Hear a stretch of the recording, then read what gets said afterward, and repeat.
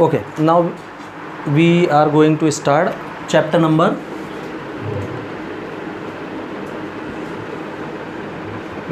6, magnetic effect of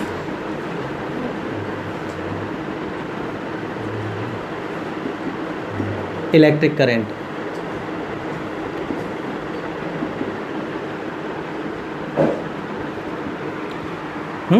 magnetic effect of electric current. तो ये है क्या कल हाँ हमने देखा क्या कि whenever we flow current through any conductor, suppose we have a conductor wire and we flow current through it I. हाँ, so when current carrying wire है ना, we flow current through any conductor wire, the magnetic field produced surrounding the conductor. तो conductor के चारों तरफ एक magnetic field create हो जाती है. इस फिनोमिनन को हम क्या बोलते हैं? Magnetic effect of electrical. So the production of magnetic field around a current carrying wire is known as magnetic effect of electric current. Clear? तो ये हमने देखा था. उसके बाद हम देखते हैं क्या कि बायोट सेवर्ट लॉ क्या बोलता है. Bio Savart law. देखो बायो सेवर्ट ने तो जब किसी वायर में करंट फ्लो करो तो मैग्नेटिक फील्ड प्रोड्यूस करता है. मैग्नेटिक फील्ड की इंटेंसिटी निकालने के लिए उसने अपना एक नियम दिया, लॉ है ना. उसने ये बोला कि मान लीजिए आपके पास एक वायर है कोई एक्स वाई, सपोज इसमें करंट आई फ्लो हो रहा है. हाँ, हम इसका एक छोटा सा टुकड़ा वायर का यहाँ देख लेते हैं ए बी. बहुत छोटा सा टुकड़ा है ना. इनको छोटे छोटे किसी वायर के छोटे छोटे टुकड़ों को करंट एलिमेंट भी बोल देते हैं. Small part of wire is also known as current element. मतलब फिजिक्स में हम इसको किस नाम से पुकारेंगे? छोटे टुकड़े को करंट एलिमेंट से तो बोलेंगे. ठीक, तो ये एक छोटा सा DL लेंथ है इसकी, सपोज वायर है. अब वायर का एक छोटा सा पार्ट है जिसको करंट एलिमेंट बोलते हैं. इससे सपोज D डिस्टेंस पर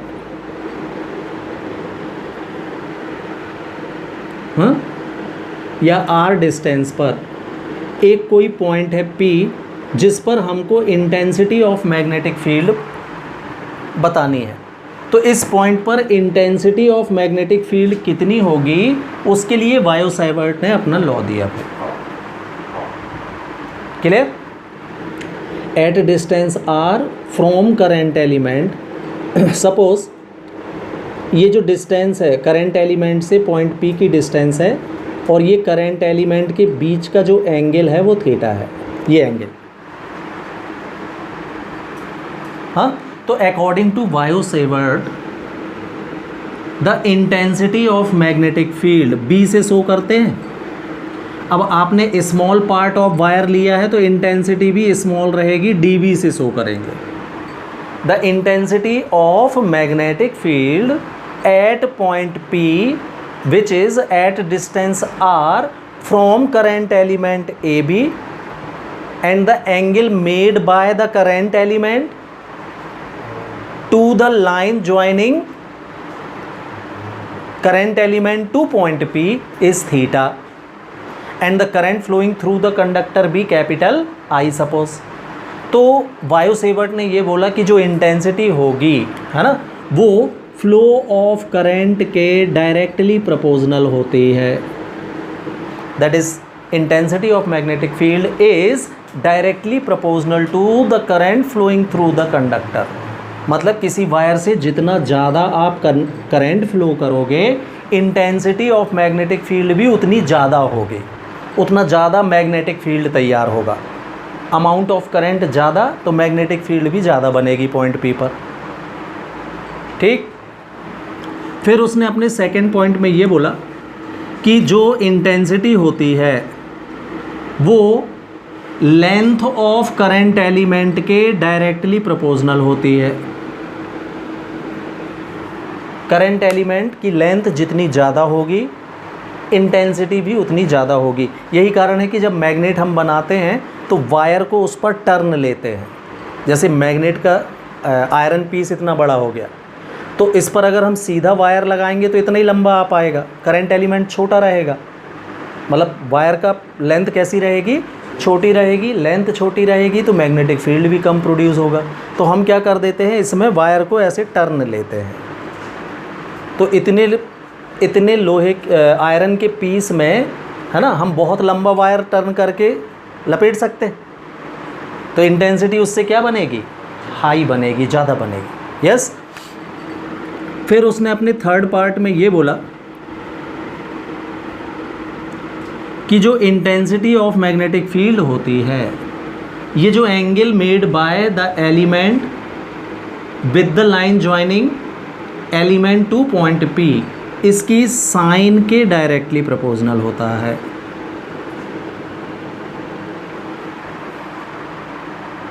clear. And finally fourth point में उसने ये बोला कि जो इंटेंसिटी ऑफ मैग्नेटिक फील्ड होगी, है ना, it is inversely proportional to the square of distance between point P and current element. Fourth point में उसने ये बोला। क्लियर। तो this is called Biot Savart law. हाँ, the intensity of magnetic field due to small part of a wire, that means due to current element of at any point P which is at distance R, it is directly proportional to the current flowing through the conductor, that is dB proportional I. It is directly proportional to the length of current element, that is dB per proportional dl. It is directly proportional to the sine of theta made by current element with the line joining current element to point P. And finally it is inversely proportional to the square of distance of point P from current current element. ठीक। तो ये है Biot-Savart law. फिर आपको ये भी पता है कि जब भी कोई लॉ 3 से 4 स्टेप में देता है तो हमको उनको ज्वाइन करके भी लिखना होता है। तो बाय कंबाइनिंग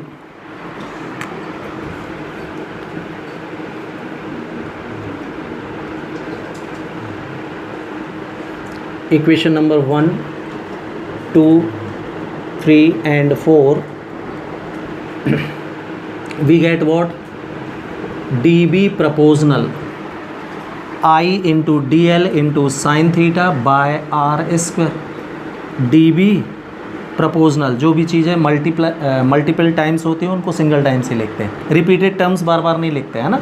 तो dB प्रोपोर्शनल क्या आएगा, I into dl into sine theta upon R square. ये मिलेगा भाई कंबाइंड करने से चारों इक्वेशन को।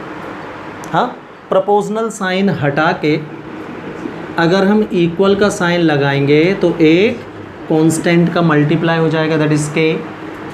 सो K dB is equal to K into ideal sine theta by R square. Equation number 5, where K is a proportionality constant and its value depends on medium surrounding conductor as well as system of measurement। दो बातों पर, system of measurement पर और area surrounding conductor पर। Clear. in SI unit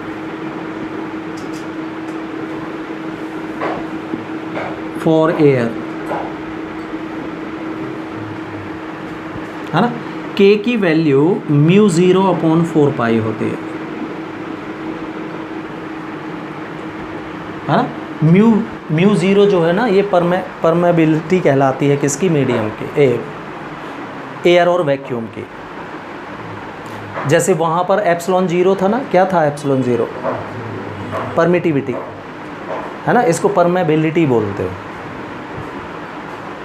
magnet के लिए है ये। वो एप्सिलॉन जीरो था, ये म्यू ज़ीरो, किसकी? एयर की, है ना। और म्यू ज़ीरो अपॉन 4 पाई की जो वैल्यू होती है ये 10⁻⁻7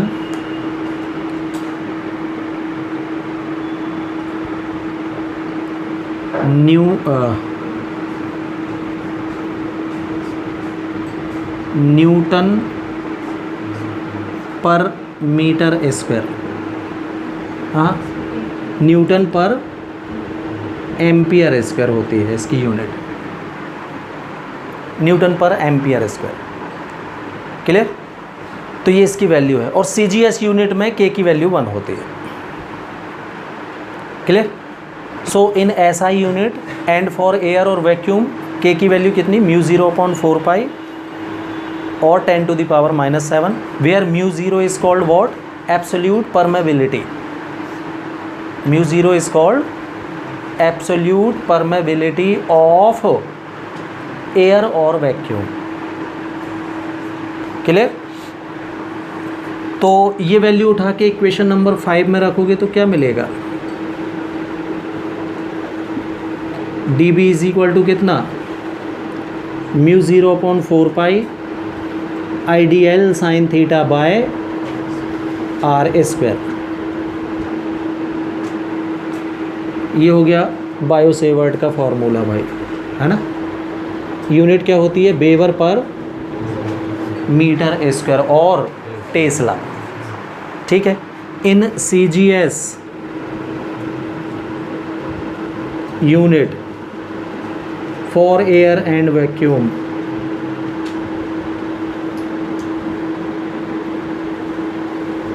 ठीक है ना, K की वैल्यू 1 होती है।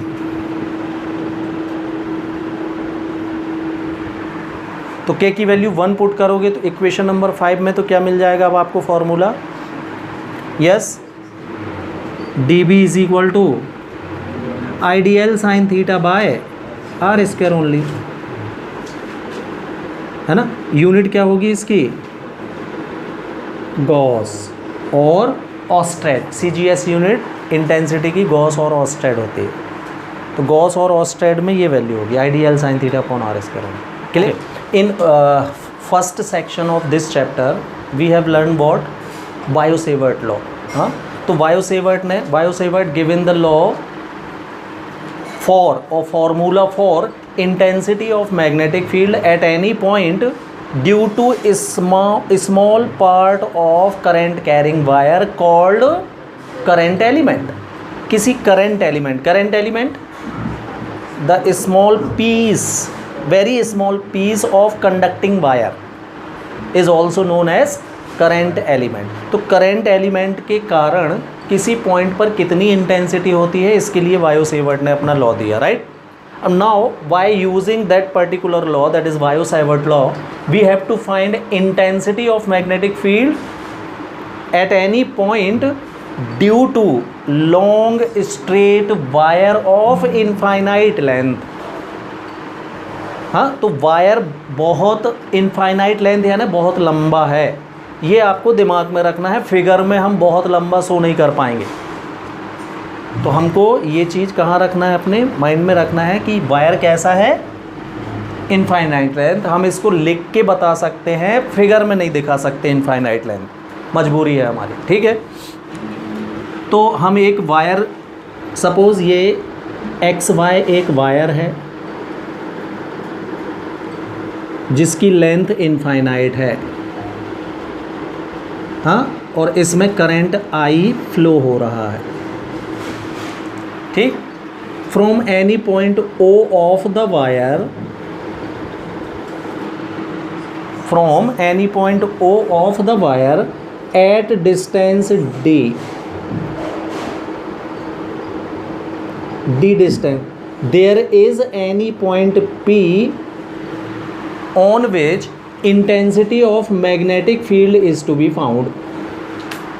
हाँ, वायर से D डिस्टेंस पर कोई पॉइंट P है जिस पर हमको intensity of magnetic field find करनी है। ठीक, तो देखो वायर कितना भी लंबा हो, हाँ, हम इस वायर को बहुत छोटे छोटे पीसेस के कॉम्बिनेशन के फॉर्म में देख सकते हैं,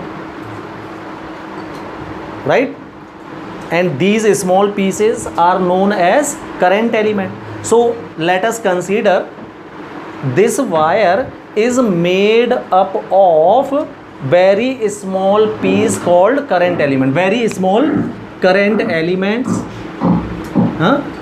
A B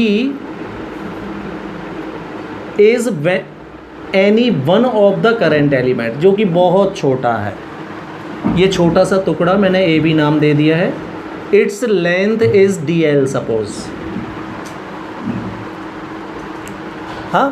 So let us consider the wire is made up of very small, many very small current element, ABB, such an element, one of the element, huh? And this AB makes angle alpha at point P, D alpha, small angle है। ध्यान से, ये बहुत कम है भाई, छोटा है ये अपन को फिर से दिमाग में रखना पड़ेगा कि DL की लेंथ बहुत कम है। फिगर में हमको कुछ तो दिखाना पड़ेगा।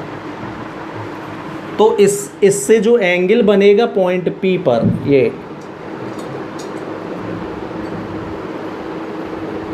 ये भी स्मॉल एंगल होगा, suppose it is D alpha.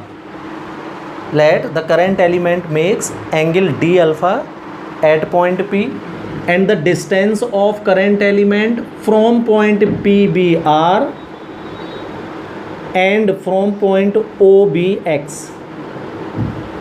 इधर से इसकी डिस्टेंस हमने x लेट कर लिया। क्लियर? अब आपको पता है कि करंट एलिमेंट और एलिमेंट को पॉइंट P से ज्वाइन करने वाली लाइन के बीच में ये जो एंगल बनता है, इसको आप थीटा बोलते हो। बायो सेवर्ट ने बताया था कि एंगल ये थीटा कहलाता है।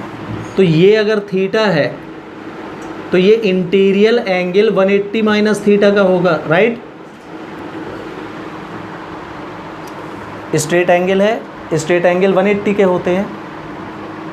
एक्सटर्नल एंगल थीटा का, तो इंटरनल कितने का बचेगा? 180 माइनस थीटा, है ना। ये वाला एंगल 180 माइनस थीटा का होगा।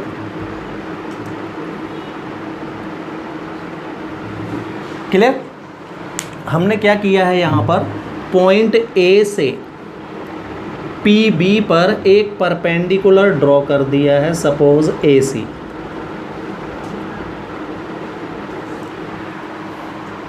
We have drawn AC perpendicular to PB। Clear? तो अगर अब हम इस पॉइंट P से देखें तो हमारा पूरा वायर यहाँ से लेकर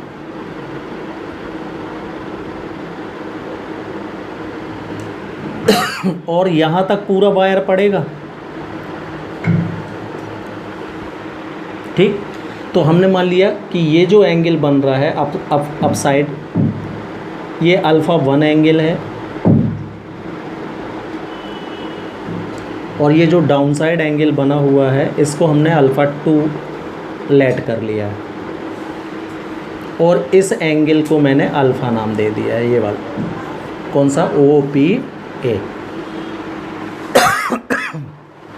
ठीक है, तो अब जो कि हमारा प्लान था क्या, तो हम क्या करेंगे, इस स्मॉल एलिमेंट के कारण पॉइंट P पर इंटेंसिटी फाइंड करेंगे, और फिर इसको यहाँ से लेके यहाँ तक पूरे वायर के लिए इंटीग्रेट कर देंगे, तो total intensity by whole wire हमको मिल जाएगी। क्लियर? ये हमारा प्लान है इस डेरिवेशन। ठीक है, तो वर्क करते हैं। So what, once again, what we have to write after figure? Yes, in figure XY is a wire of infinite length carrying current I from any point O of wire at distance D.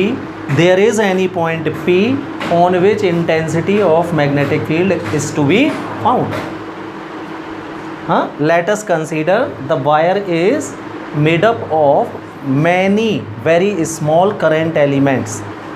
AB such an element, one of such elements whose distance whose length is dl and AB makes a small angle d alpha at point P. The distance of current element from point P is r and from point O is x. Clear? Let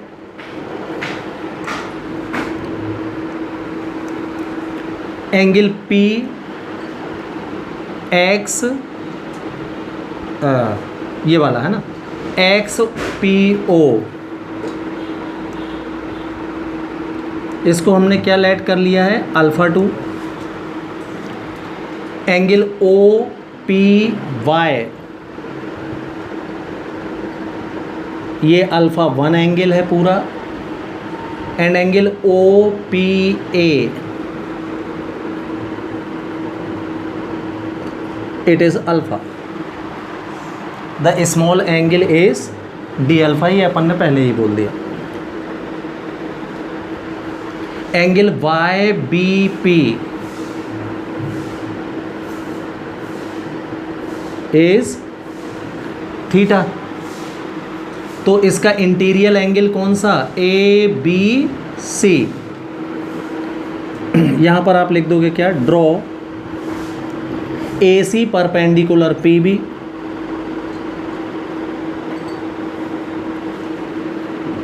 then angle A B C, ये कितने का हो जाएगा, 180 minus theta का बचेगा. Straight angle 180 का होता है, एक्सटर्नल एंगल थीटा है, तो इंटरनल एंगल कितने का बचेगा, 180 माइनस थीटा का. Clear? Then yes, intensity of magnetic field.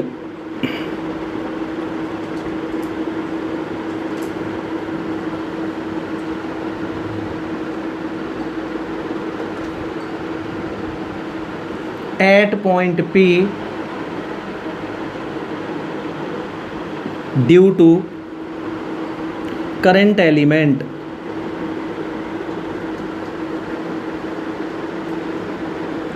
AB by yes Biot-Savart law. Bio-Savart's law से निकल आएगी. बायो-सेवर्ट ने अपना फॉर्मूला किसके लिए दिया था भाई, स्मॉल करंट एलिमेंट के कारण किसी पॉइंट पर इंटेंसिटी का ही तो फॉर्मूला दिया था उसने. तो ये लग जाएगा, क्यों, ये भी एक करंट एलिमेंट ही है. यस होता है, yes D B is equal to mu 0/4 into I D L sine theta upon R square. यही था बायो-सेवर्ट का लॉ. तो इतनी इंटेंसिटी हो जाएगी पॉइंट P पर. ठीक है, तो ये स्मॉल के कारण होगी. अब हमको इसको इंटीग्रेट कर देंगे तो पूरे वायर के कारण निकल आएगी.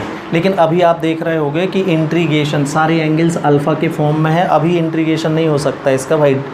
हाँ, अल्फ़ा एंगल कहीं दिख ही नहीं रहा होगा आपको. क्लियर? तो हमको इन वैल्यूज़ को कन्वर्ट करना पड़ेगा अल्फ़ा के फॉर्म में, फिर कहीं जाके इसका इंटीग्रेशन होगा. मतलब देखिए, यहाँ से आपका मेन एम जो होगा वो ये कि करंट एलिमेंट से रिलेटेड जितनी भी वैल्यूज़ हैं, for example D L, theta, है ना, आर, ये सारी डिस्टेंसेस किसकी हैं, करंट एलिमेंट के. एक चीज़ सोचो, बहुत बड़ा वायर है तो उस पर छोटे छोटे टुकड़े तो इनफाइनाइट हैं, तो उन टुकड़ों के बारे में हमको कोई जानकारी थोड़ी रहेगी. हमने उसको डिवाइड किया था छोटे छोटे पीसेस पर. तो इससे रिलेटेड सारी चीज़ें हमको फॉर्मूले से, है ना, क्या करना पड़ेगा, इनको रिड्यूस करना पड़ेगा, हटाना पड़ेगा, या हम बोले सब्स्टिट्यूट करना पड़ेगा दूसरी वैल्यूज से. ठीक, तो उसके लिए हम देखते हैं. तो यहाँ देखो भाई, in triangle A C B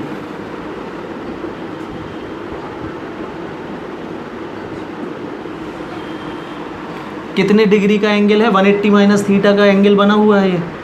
तो मैं इसमें साइन 180 माइनस थीटा ले रहा हूँ. साइन थीटा होता है perpendicular by hypotenuse. P/H।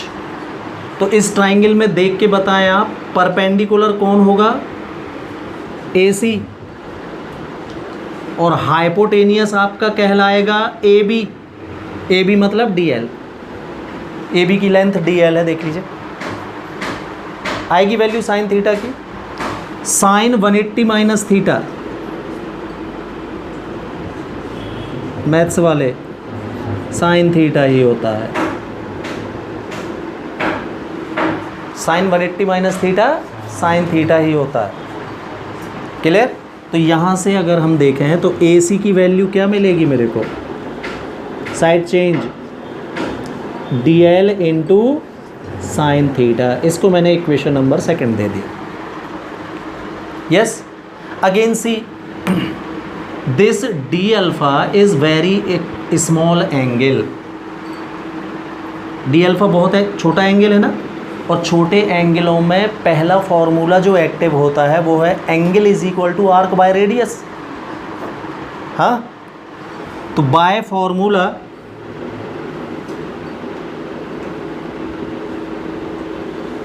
Angle is equal to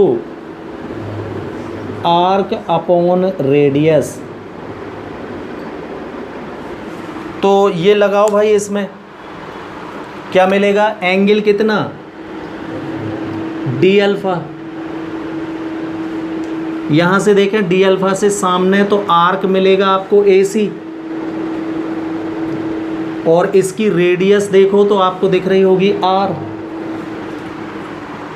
check कर लें फिगर में, दिख गया? Angle is equal to arc by radius. तो एंगल D अल्फा से देखना है यहाँ से, तो एंगल है D अल्फा, स्मॉल एंगल एक ही है D अल्फा, बाकी तो सब बड़े एंगल हैं। और ये वाला फॉर्मूला किस में लगता है? For small angles. हाँ, तो आर्क एंगल के सामने जो लाइन मिलती है उसको आर्क बोलते हैं। तो AC दिख रहा होगा आपको, और रेडियस मतलब जहाँ एंगल बना है वहाँ से आर्क तक की डिस्टेंस कितनी? ये। तो इससे इम्प्लाइज AC की वैल्यू इससे क्या मिलेगी? R इंटू D अल्फा मिलेगा। यस, ये हो गया आपका equation number 3 suppose. Equation number 2 ये भी AC की वैल्यू है, इक्वेशन नंबर 3 भी AC की वैल्यू है। तो बाय इक्वेशन 2 एंड 3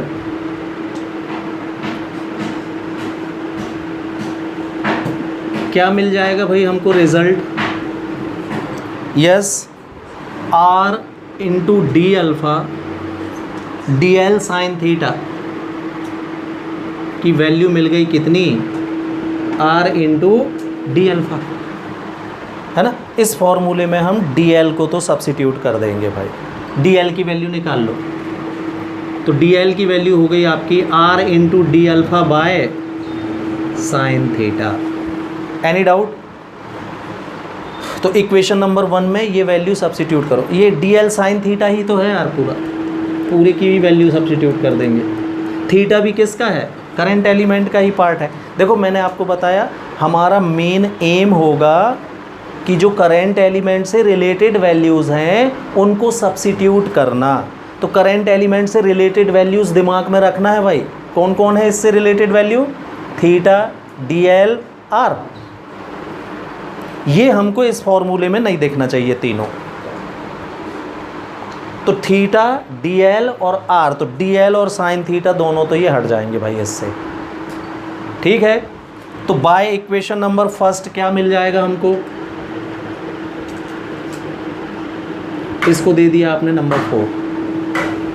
तो इक्वेशन नंबर 1 में वैल्यू सब्सिट्यूट करो तो DB की वैल्यू क्या आएगी? Yes, mu 0 upon 4 pi I, है ना। DL साइन थीटा की value R into D alpha upon कितना? R square. तो एक R से एक R अभी कैंसिल हो जाएगा, मतलब मिलेगा I into D alpha upon R। कोई डाउट? हाँ, अब देखो इस फॉर्मूले को फिर से ध्यान से, केवल करंट एलिमेंट से रिलेटेड डिस्टेंस R बस रह गई है जिसको हमको और हटाना है। हाँ, फिर इंटीग्रेशन करना स्टार्ट करेंगे। This is our equation number 5 suppose. तो इसके लिए आप फिर से देखो, एक राइट ट्राइंगल और AOP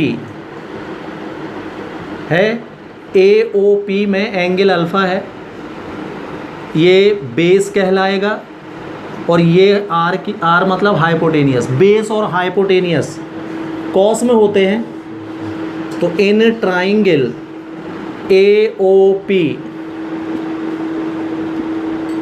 कॉस अल्फा की वैल्यू निकाल लेते हैं अपन। होगा क्या, बेस मतलब D बाय हाइपोटेनियस मतलब R, आएगा cos alpha D upon R।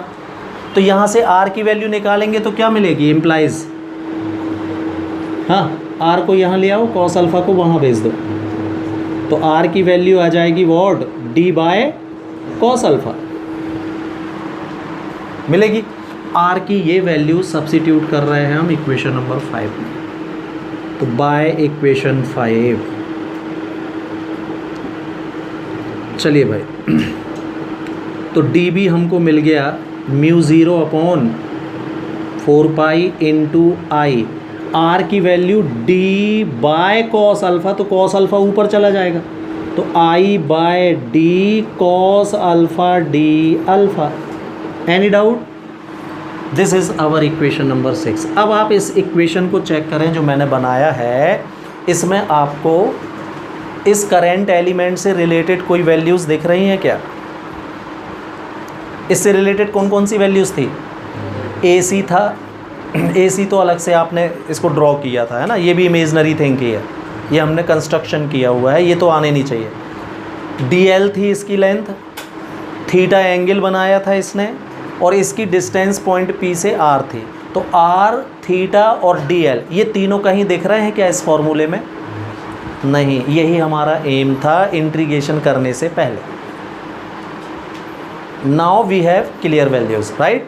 अब हम इसका इंटीग्रेट कर देंगे तो हमको क्या पता चल जाएगा, पूरे वायर के कारण पॉइंट P पर इंटेंसिटी आ जाएगी।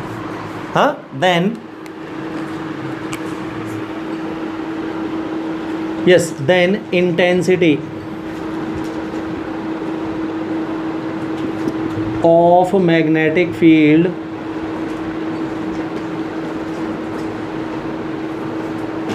due to magnetic field at point P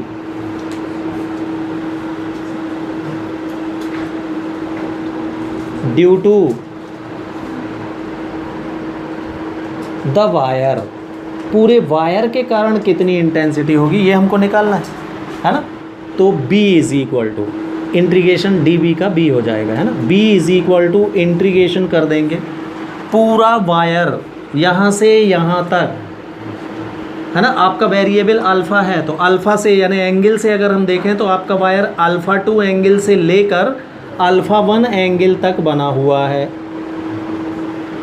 तो अल्फ़ा 2 से लेकर अल्फ़ा 1 तक हम इसका इंटीग्रेशन कर दें μ0 upon 4 pi I by D cos alpha D alpha. Any doubt?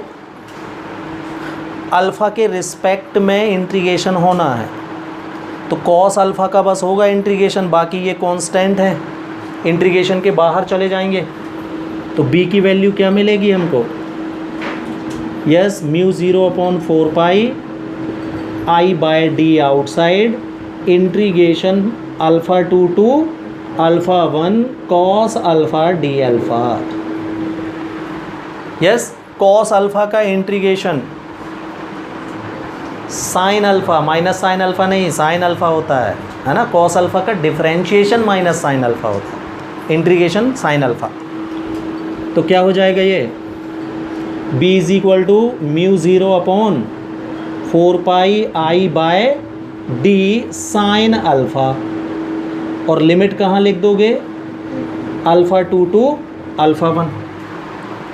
Clear? तो अब हमको लिमिट सॉल्व करनी पड़ेगी। तो so here integration of cos theta is sine theta. Now we are going to solve this limit. So what, upper limit minus lower limit. Solve कीजिए तो b की value क्या मिलेगी हमको, b is equal to yes mu 0 by 4 pi i by d, it is same. Upper limit sine alpha 1, alpha के place में एक बार ऊपर वाली लिमिट रख दोगे तो अल्फा 1 आ जाएगा, माइनस लोअर लिमिट तो हो जाएगा साइन अल्फा 2। हाँ, this is your next equation number 7। अब आपको मेरे को ये बताना है कि अल्फा 1 और अल्फा 2 की वैल्यू कितनी होगी।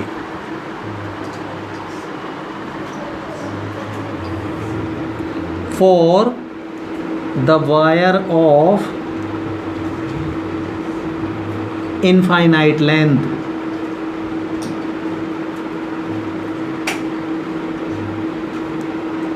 अगर वायर देखो फिगर में देखोगे तो नहीं दिखेगा, मैंने पहले ही बताया था कि वायर बहुत ज़्यादा लंबा है, फिगर में हम उसको शो नहीं कर पाएंगे, आपको दिमाग में रखना है कि वायर बहुत ज़्यादा लंबा है।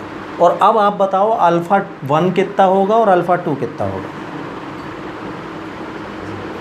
एक बार प्रैक्टिकली आपके सामने रख रहा हूँ मैं ये चीज़, देखें यहाँ पर ये वायर गया है आपके सामने से, आप इसके ठीक सामने यहाँ खड़े हो, सपोज़ P हम हो गए, ये है P, ये वायर जा रहा है, इसका ये वाला जो पॉइंट है बहुत लंबा है और ये वाला पॉइंट भी हमसे बहुत दूर है। अब मैं इसके इस पॉइंट को देखने की कोशिश करूँगा, एंगल यहीं से नपना है ना अल्फ़ा, ये देखो ये लाइन देख रहे हो आप, हाँ, इस लाइन से एंगल अल्फ़ा नपना है, ठीक है। तो ये इस वाले पॉइंट को मैं देख रहा हूँ जो कि हमसे मेरे से बहुत दूर है इस तरफ कहीं पर। तो जब मैं इस पॉइंट को देखने की कोशिश करूँगा तो आप मेरा हेड का एंगल देख के बताएं क्या दिख रहा है आपको, 90 डिग्री दिख रहा है, बिल्कुल करेक्ट है। ऐसे नहीं देखोगे आप एंगल अल्फ़ा 1 अल्फ़ा 2 पता ही नहीं कर पाओगे यहाँ से कि कितना होगा।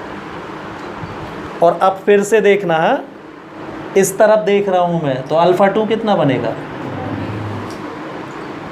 90 डिग्री ही, लेकिन नेगेटिव डायरेक्शन में, माइनस 90 कहलाएगा ना इस तरफ का 90, तो इस तरफ का, हाँ, पॉजिटिव डायरेक्शन ऊपर वाले को ले लेते हैं, नेगेटिव डायरेक्शन एक्स एक्सिस के नीचे नेगेटिव डायरेक्शन होती है, right. So for the wire of infinite length value of alpha 1 will be 90 degree and value of alpha 2 will be minus 90 degree. अब ये कोई फिगर में ढूंढेगा, नॉट पॉसिबल भाई, इसलिए मैंने बोला था फिगर पॉसिबल, हम इतने इससे बड़ा क्या फिगर बनाएंगे। वायर आपको को कंसीडर है कि बहुत ज़्यादा लंबा है, clear. Put these two values in equation number 7। So by equation 7 you get what, b is equal to mu 0 by 4 pi i by d sine 90 minus sine minus 90। हाँ, अब आपको पता है साइन के इनसाइड अगर माइनस साइन हो तो वो आउटसाइड आ जाता है। मैथ्स वालों को पता होगा, वायु वालों को अब पता हो गया, ठीक है। तो ये माइनस बाहर आया तो ये माइनस माइनस क्या हो जाएगा, और साइन 90 की वैल्यू बताओ 1 होती है, बिल्कुल ठीक। तो sine 90 1 minus outside become plus, again sine 90 1 plus 1, so we get b is equal to mu 0 upon 4 pi 2i by d। What, tesla और weber per metre square. This is formula of intensity at any point P due to long straight wire. तो आप ये देख रहे होगे इस फॉर्मूले में कि वायर की लेंथ का कोई रोल नहीं है इसमें, लेंथ ऑफ वायर कहीं नहीं एग्जिस्ट करती है इसमें, देख लीजिए। मतलब वायर कितना भी लंबा हो फ़र्क नहीं पड़ेगा, फॉर्मूला यही होगा। वायर से हमको सिर्फ ये देखना है कि पॉइंट कितनी दूर है डी, और उससे करंट कितना फ्लो हो रहा है आई। इसके अलावा सारी चीज़ें क्या है, कांस्टेंट, हम इंटेंसिटी निकाल सकते हैं। Clear? So this is formula of intensity eight point P.